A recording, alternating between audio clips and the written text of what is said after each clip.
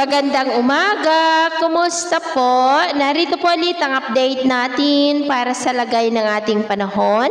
Ngayong umaga po ng June 30, 2026. Sa ngayon po ay patuloy pa rin natin na binabantayan ang sama ng panahon at nasa vicinity na po ng Northern Samar at nagpapaulan na rin sa ilang bahagi ng Bicol Region, Kabisayaan, maging po sa ilang bahagi ng Calabarzon.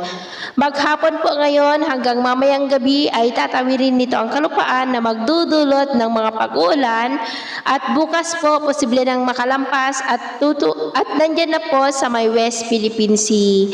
Samantala, maliban sa sama ng panahon na nandito sa loob ng PAR ay nagbabantara na rin na maging bagyo ang LPA sa labas at kung titingnan po natin sa long range forecast ay kikilos po yan pa northwestward habang papalapit po sa Philippine Area of Responsibility ay unti-unti po yan na lalakas at posible ulit na maging malakas na bagyo na hahatak muli ng habagat next week at kung papasok yan sa ating Area of Responsibility ay tatawagin po sa local name na Bagyong Inday. Hindi naman po yan banta sa ating bansa maliban nga sa hahatakin nito ang habagat at posible pa na may isang sama ng panahon na mabubuo at ang development ng mga yan ang patuloy pa rin po natin nababantayan.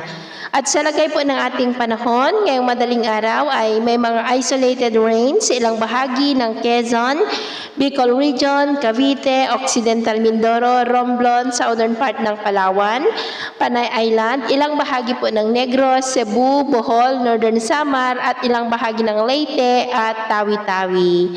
At mamaya ay sisikat naman ang araw sa malaking bahagi ng bansa pero may tsansa pa rin ng maulap na kalangitan with isolated light to heavy rain sa may Bicol Region, Bataan, Calabarzon, Mimaropa, Western Visayas, Central Visayas, northern part ng Leyte, Northern Samar at Sulu Archipelago.